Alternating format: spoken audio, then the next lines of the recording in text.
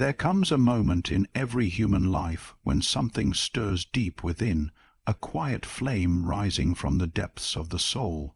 It does not come with fanfare, nor does it announce itself with clarity at first.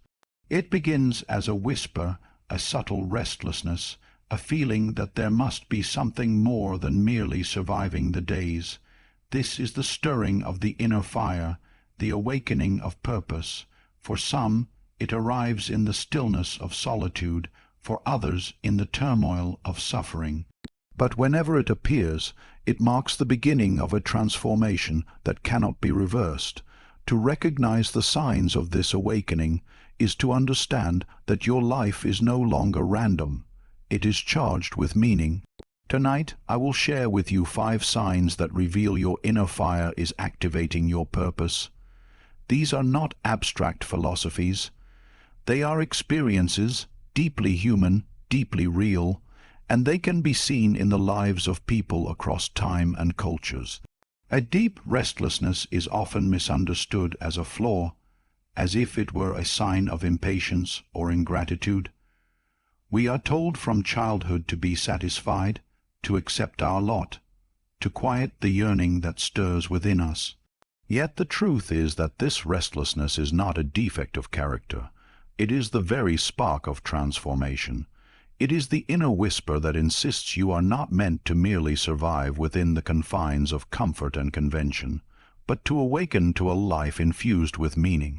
This is not the restlessness of boredom, which seeks distraction in endless noise or shallow pleasures. It is a more profound stirring, a gnawing that returns even after success, even after you have checked all the boxes society told you would bring fulfillment. It is the kind of restlessness that keeps you awake at night, not from anxiety, but from the dawning realization that there is something more, something waiting, something unfinished within you. Perhaps you know this feeling. You have achieved much, perhaps even what others would envy, a steady career, a family, the security of stability. Outwardly, your life may seem complete. Yet inside, you sense a hollowness, a quiet voice whispering that this cannot be all there is. Or maybe you find yourself unable to fit into the roles and expectations that once defined you. The mask you wear each day grows heavier. The persona you show to the world feels more like a costume than an authentic expression of your being. This restlessness is not there to torment you. It is your soul's way of saying, I am not meant to stay here. I am called elsewhere. The world is filled with stories of men and women who listened to this inner gnawing and allowed it to redirect the course of their lives. Artists who abandoned safe careers to give form to visions burning within them.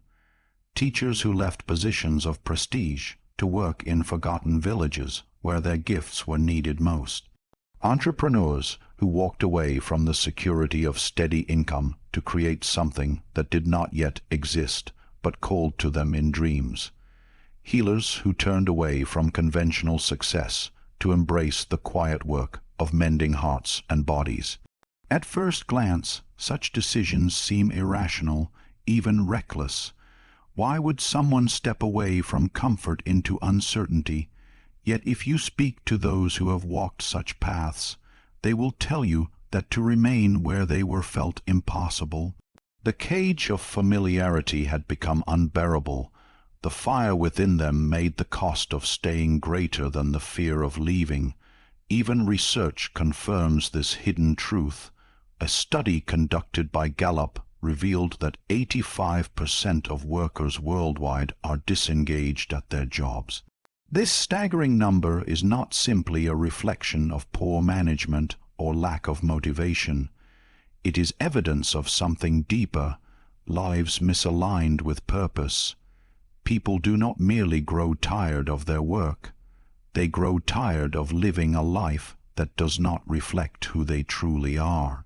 This disengagement is the collective cry of the human spirit longing for meaning. It is proof that restlessness, far from being an individual burden, is a universal summons toward authenticity. When the fire awakens the familiar cage, be it the job that no longer speaks to you, the role that limits your growth, or the environment that suppresses your truth, begins to suffocate. What once felt safe now feels like exile from yourself. This restlessness becomes the compass pointing toward what matters most. It does not hand you a map with clear directions, but it does reveal the first undeniable truth, that you cannot stay where you are. To ignore it is to live in quiet despair, to smother the fire until it flickers into numbness. To heed it, however, is to step into uncertainty, yes, but also into the possibility of wholeness. Consider the story of a woman who spent 20 years in corporate life, climbing the ladder, earning recognition, gathering all the outward signs of success. Yet each promotion left her emptier than the last. The applause of her peers could not silence the whisper within. One day, while driving home late from work, she pulled over, overwhelmed by the realization that she was living a life that was not hers. That night of restlessness was the beginning of her rebirth. She left the corporate world not for greater wealth or prestige, but to open a small community center where young people could explore their creativity. Her income was less, but her vitality multiplied. The gnawing restlessness gave way to the quiet satisfaction of living in alignment with her true calling. Restlessness, then, is not to be feared, but to be trusted. It is the fire that cracks open the shell of complacency. It is the discomfort that signals growth is near. Just as a seed must break open in the dark soil before it can reach for the light, so too must we allow the restlessness to crack the hard shell of our old identities. Without it, we would remain buried, never discovering what we were meant to become. And yet, we live in a world that teaches us to numb this inner stirring. We drown it in entertainment, in constant busyness, in addictions of every kind. We convince ourselves that our dissatisfaction is a problem to be medicated or suppressed, rather than a signal to be heeded. But the more we silence it, the louder it becomes, until it manifests as burnout, depression, or a vague sense of living someone else's life. To deny the fire is to deny the very force that animates our existence. There is profound courage in admitting to yourself that restlessness is a call, not a curse. For once you acknowledge it, you stand at the threshold of transformation. You may not know where the path will lead, but you have taken the first step simply by listening. And if you listen long enough, you will notice that this restlessness, though uncomfortable, carries within it a strange gift, hope. It whispers that something more is possible, that the life you are living need not be the life you settle for. Restlessness is the language of the soul reminding you that you were not born to merely play roles handed down to you, nor to live out the expectations of others. You were born to awaken, to contribute, to bring forth something that only you can give.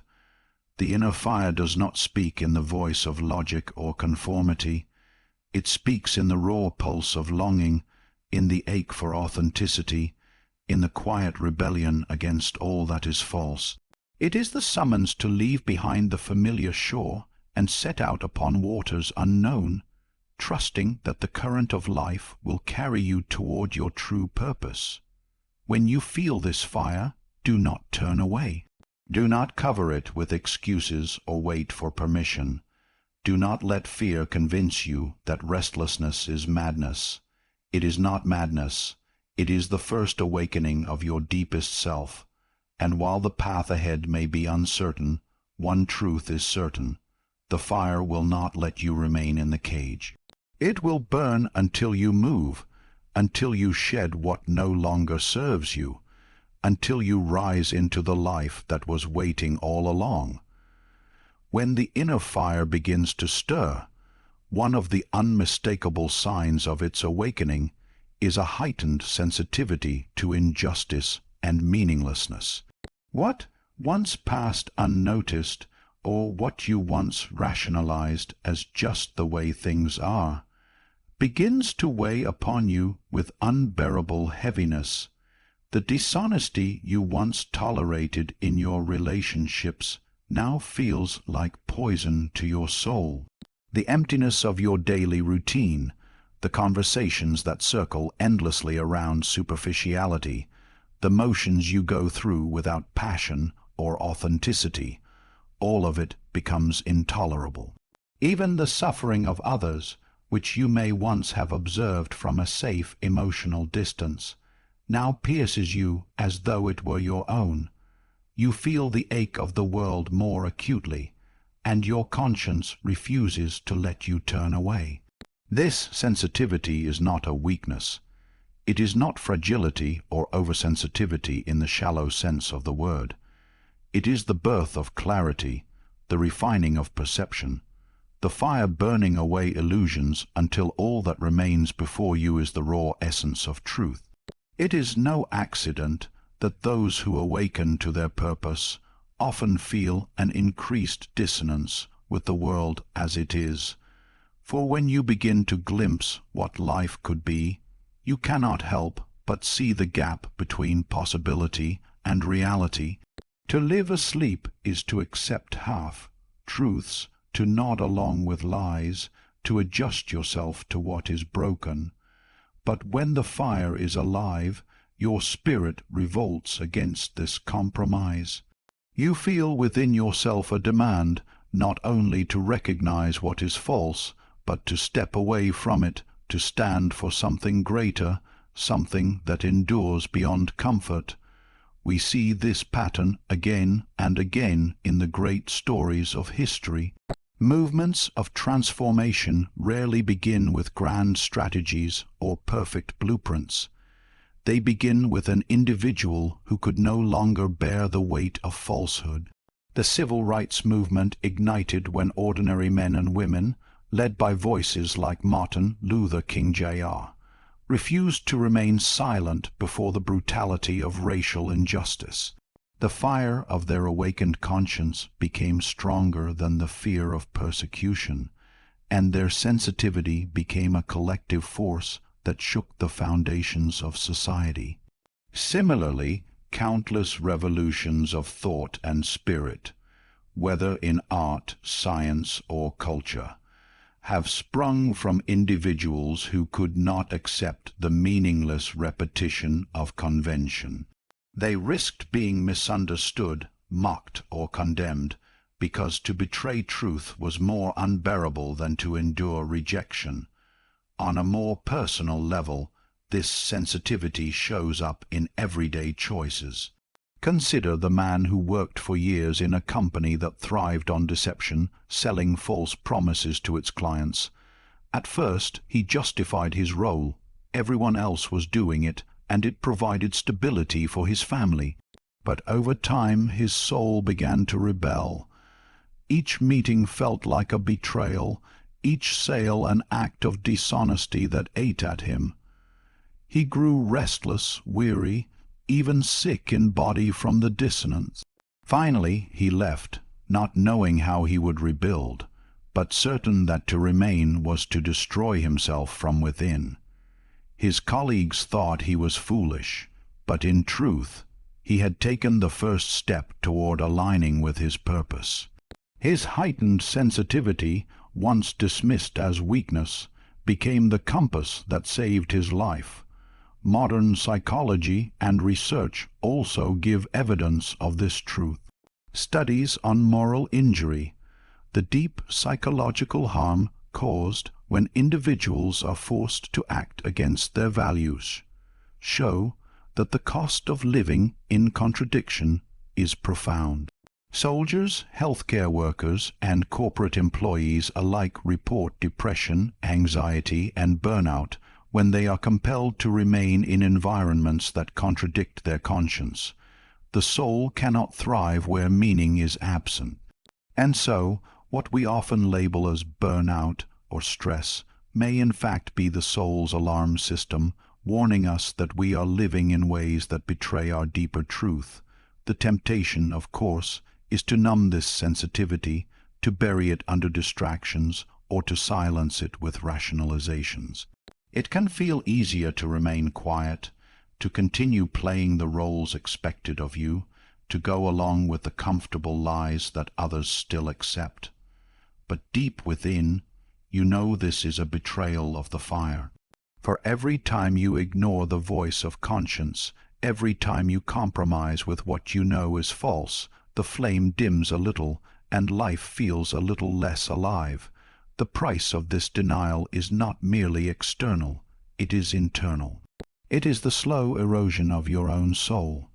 Yet when you embrace this sensitivity, when you allow yourself to feel the ache of what is wrong, you begin to live by a different law. You no longer ask, what will bring me the least resistance? But instead, what is true, what is just, what is meaningful? And in this shift, you discover that life itself grows richer, more vibrant, more authentic. Your relationships become deeper because they are grounded in honesty. Your work becomes more fulfilling because it reflects your values. Your presence becomes more powerful because it carries integrity.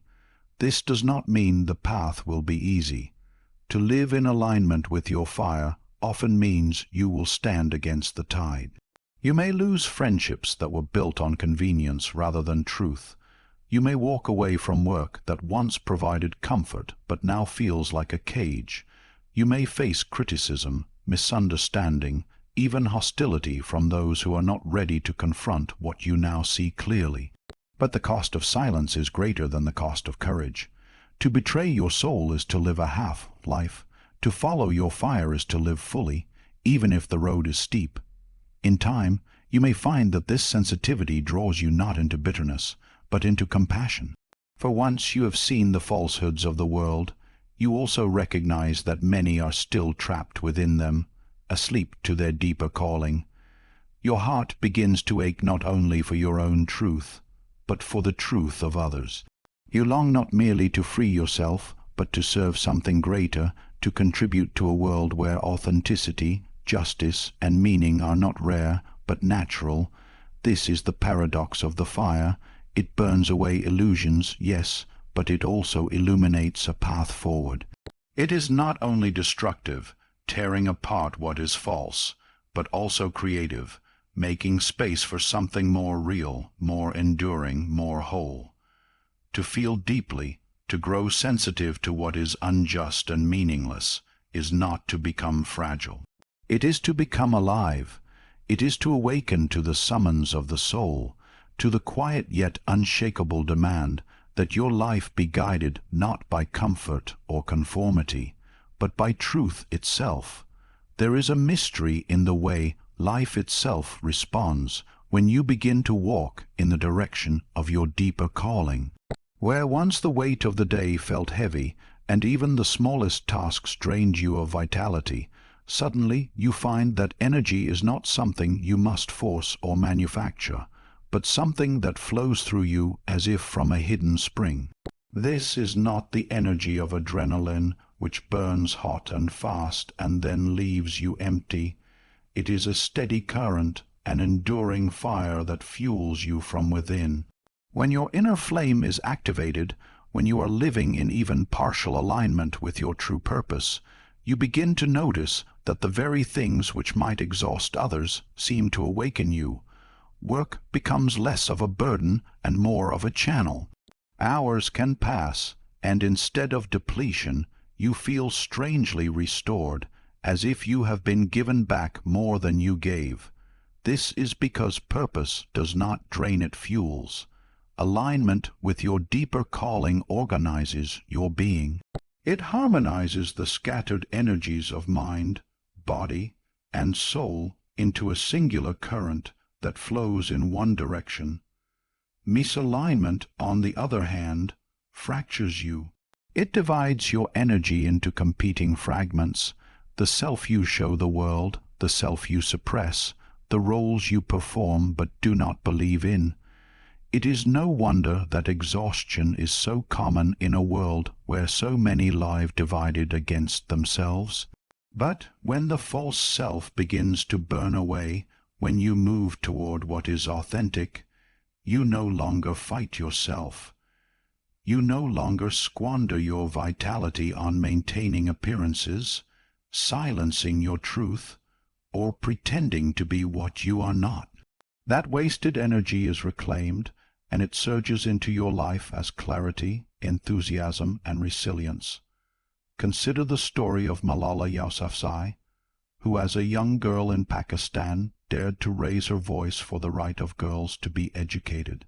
She was met not with applause but with violence, an attempt to silence her fire forever. Yet even after surviving an attack that might have broken both body and spirit, she found not less strength, but more.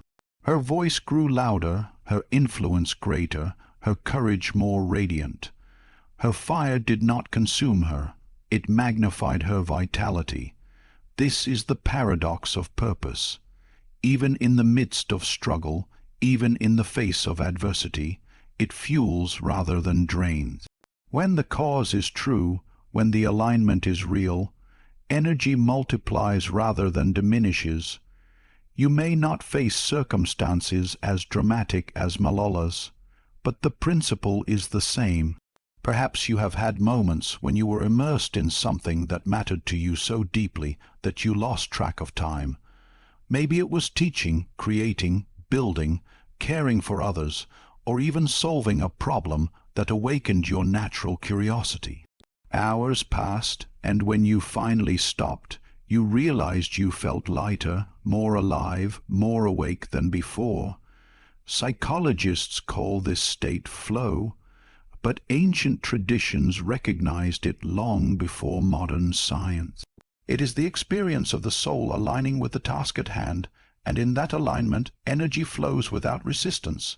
The opposite is also true. When you labor at tasks that contradict your deeper nature, no matter how trivial they may seem, they drain you far more than they should. A single day in an environment that feels meaningless can exhaust you more than a week of labor rooted in purpose. This is why so many find themselves collapsing into numbness at the end of a day that, from the outside, looked easy. It is not the workload that depletes, it is the misalignment. When you are out of harmony with your calling, even rest cannot restore you. But when you live in alignment, even effort can be restorative, because it feeds rather than robs your essence. Think of a musician lost in the act of creation. Their fingers bleed, yet they continue playing because something within them is being nourished as much as it is being given. Or the doctor who works long into the night, but whose spirit shines with quiet joy because each life touched reaffirms the truth of why they chose this path.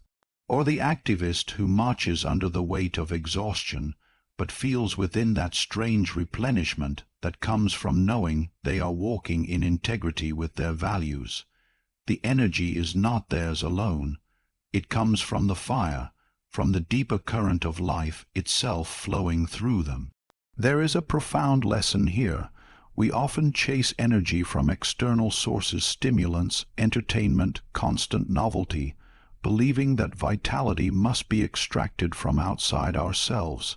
Yet the deepest and most enduring energy does not come from without, but from within.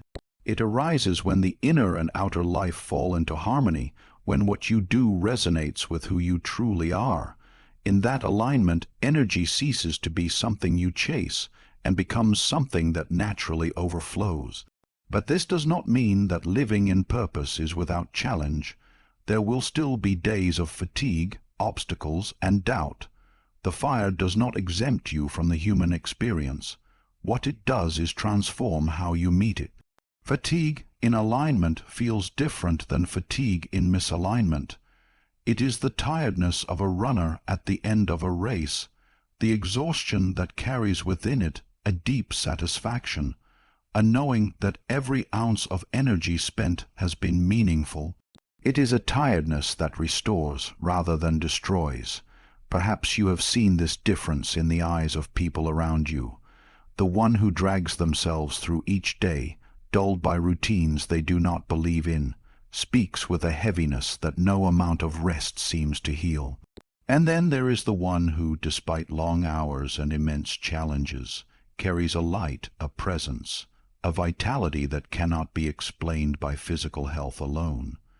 That light is the sign of inner fire, the unmistakable radiance of someone who is being fueled by purpose. The surge of energy that comes with alignment is not merely for your benefit. It is given so that you may carry it into the world, so that your fire may kindle others. When you live with this vitality, your very presence becomes a source of encouragement to those still stumbling in the dark.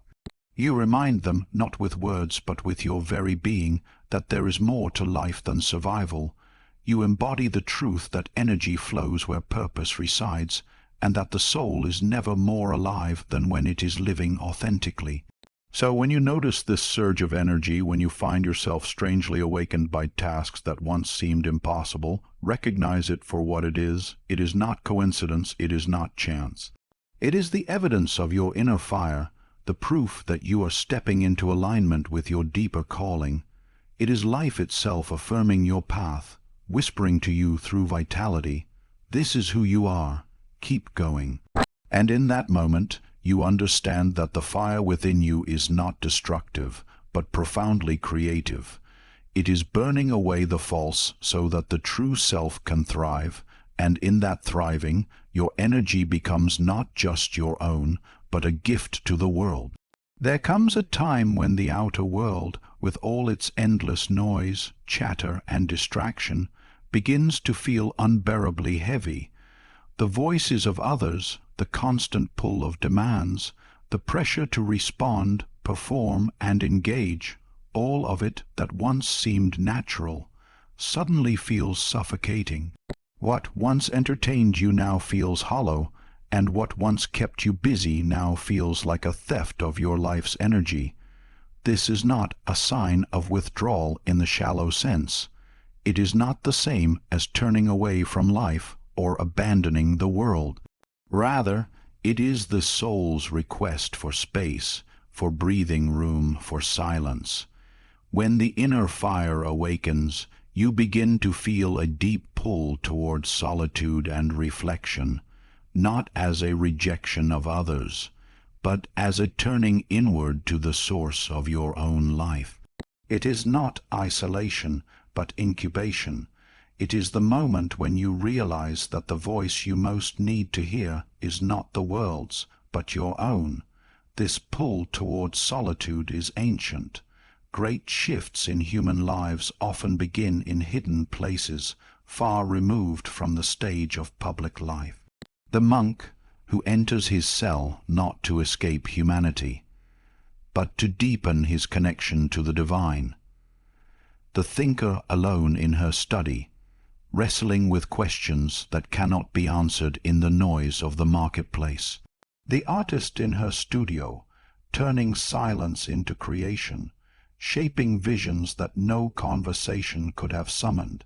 These hidden retreats have birthed some of the most transformative contributions to our collective story, because they allowed individuals to listen to the whisper that is so easily drowned out by the clamor of daily life. Even modern science confirms what the ancients have always known. Studies on solitude reveal that time spent in reflection enhances creativity, strengthens problem-solving, and builds resilience. Neuroscience shows that the brain requires moments of stillness to integrate knowledge, to consolidate memory, and to imagine possibilities beyond the familiar. In solitude, the mind is free to wander beyond the predictable, to connect threads that seemed unrelated, to discover meaning where once there was only routine. Without these moments, the soul remains scattered, pulled in too many directions to find clarity. But with them, the whisper of the inner fire grows stronger, more distinct, until it becomes a guiding voice that cannot be ignored.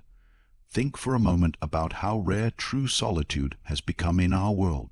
We live in a culture that equates busyness with worth, distraction with entertainment, and constant communication with connection.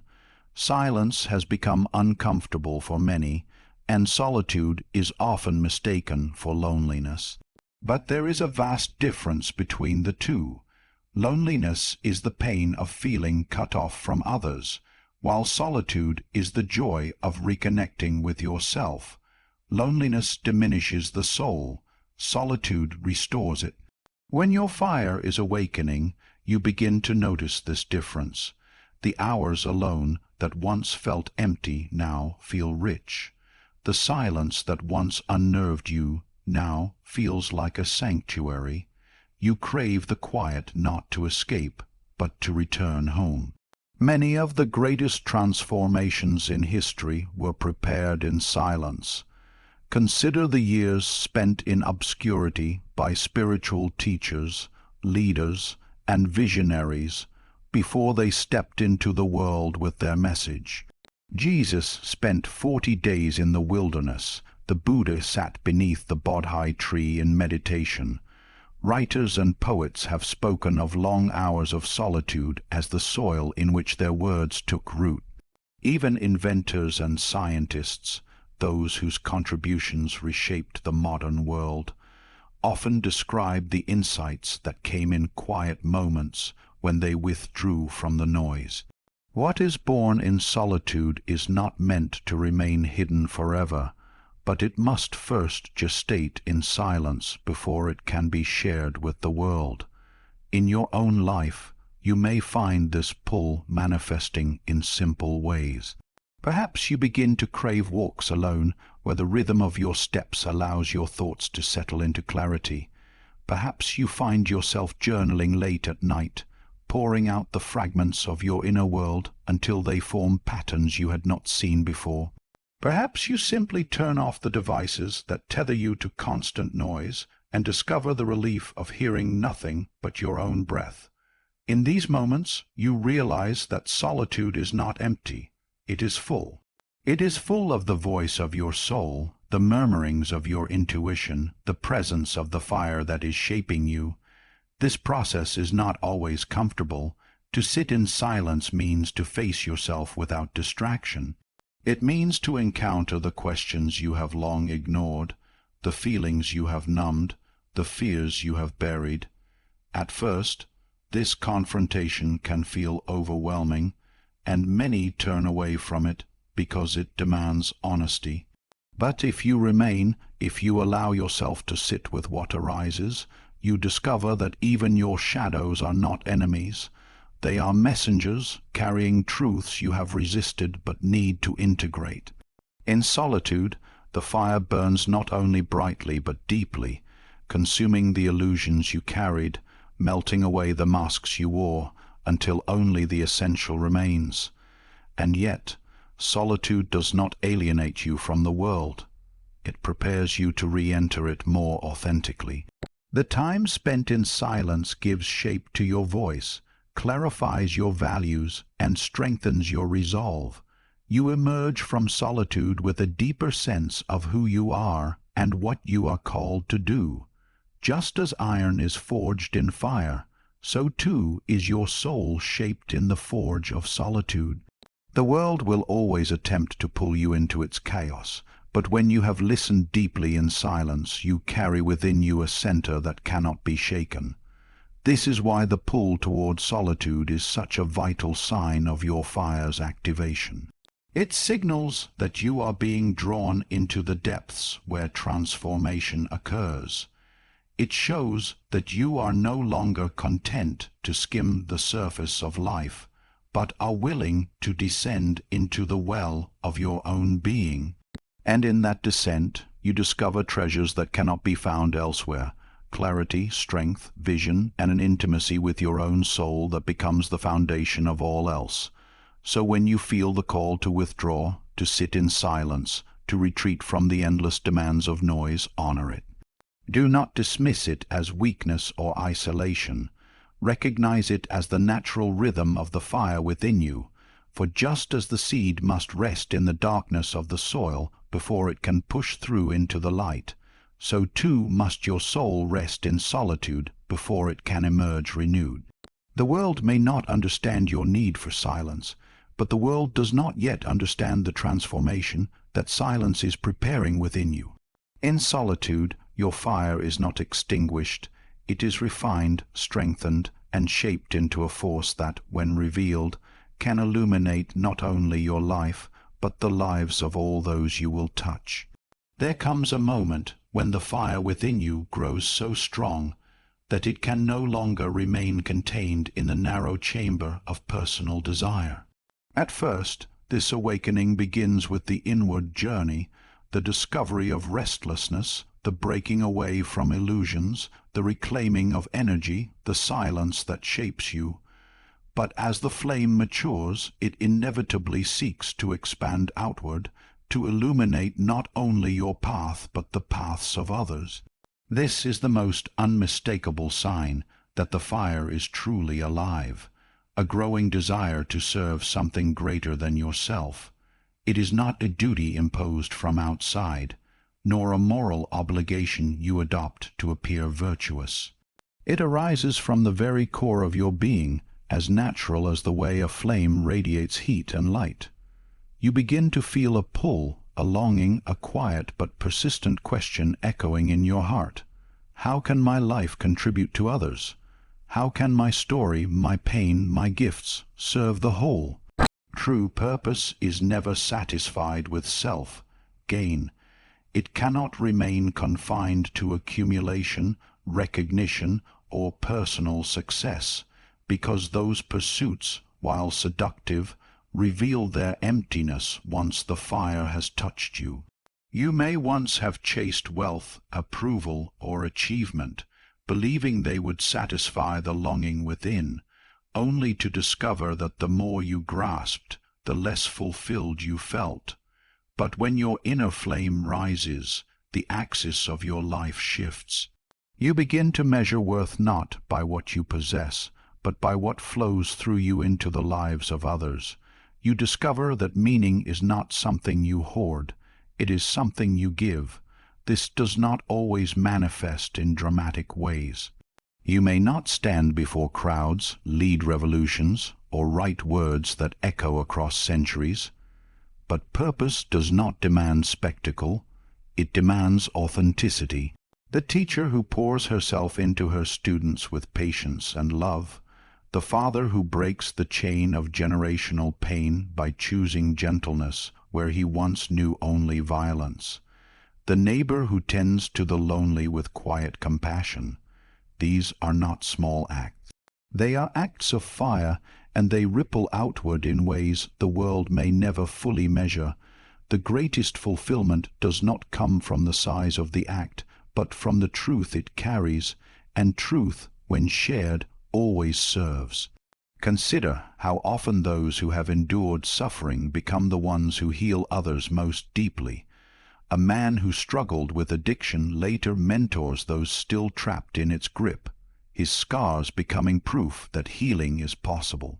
A woman who endured silence in the face of abuse chooses to speak, to advocate, to be a voice for those not yet ready to use their own. In their stories, we see that pain, once transmuted by the fire, becomes not a private wound but a gift of service. It is the paradox of purpose. What once threatened to destroy you can become the very force that saves others. History offers us countless examples. Think of Nelson Mandela, who, after decades of imprisonment, emerged not with bitterness but with a commitment to reconciliation that transformed a nation. His fire was no longer about personal freedom. It had become the light of freedom for millions. Or Mother Teresa, who left behind comfort to serve the dying and forgotten, not for recognition, but because her fire made it impossible to ignore their suffering. In them we see that the truest evidence of awakening is not found in personal triumph, but in the willingness to carry the flame for others. Even science echoes this truth. Studies on well-being consistently reveal that acts of service, kindness, and contribution lead to deeper happiness than self-focused pursuits. Researchers in positive psychology call this the helper's high. the surge of fulfillment that arises when we know our actions have made a difference. But beyond the science is something even more profound. The soul knows it was not made to exist in isolation. To live only for oneself is to live in exile from life's deeper flow. To serve is to return to that flow, to participate in the great web of existence where each life touches countless others. As your fire grows, you may notice a shift in your desires. The ambition that once drove you begins to feel hollow unless it connects to something larger. You may still create, build, or pursue excellence, but you do so with a new motivation, not simply to elevate yourself, but to enrich the whole. The artist paints not only for self-expression, but to awaken beauty in others. The entrepreneur creates not merely for profit, but to solve problems that uplift lives. The healer works not only to cure, but to restore dignity, connection, and hope. In each case, the flame that burns within becomes a gift offered outward. This longing to serve can feel overwhelming at times. You may feel the weight of the world's suffering and wonder how one life can possibly make a difference. But the fire does not ask you to save the world. It asks you to be faithful to your spark. Service is not always grand. It is simply living in such a way that the light within you becomes visible. When you choose authenticity over pretense, you give others permission to do the same. When you share your truth, you remind others of theirs. When you extend compassion, you soften the hardness of the world. In this way, your fire multiplies, not through force, but through example, and this is how true belonging is found. For when you live only for yourself, life eventually feels empty, no matter how much you accumulate. But when you allow your fire to flow into others, you discover a profound connection with all of existence. You realize that you are not a solitary flame, but part of a vast constellation of light. Your life becomes woven into the lives of others, and in that weaving you find meaning that cannot be taken away. So if you find within yourself a growing desire to serve, whether through mentoring, creating, healing, teaching, or simply living with authenticity, do not dismiss it. Do not reduce it to a duty or label it as sentimentality. Recognize it for what it is, the clearest evidence that your fire is alive. It is life itself seeking expression through you, a force larger than your own ambition, a current that connects you to the great river of humanity.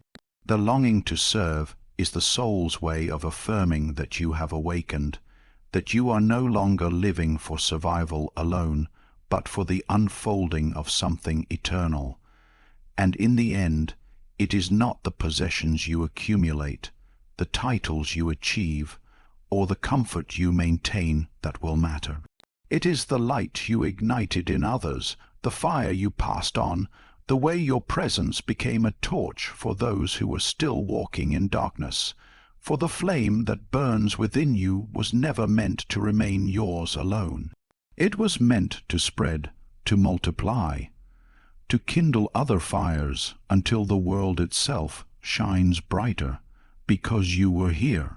So, if you feel restless, if your heart aches at injustice, if you sense energy when you touch truth, if you crave solitude, and if you long to serve, know this: your inner fire is not a passing mood. It is the birth of your purpose. Do not fear it. Do not try to put it out. Let it burn. For the world is not waiting for perfection. It is waiting for people whose fire refuses to die, people who dare to live from the very center of their being.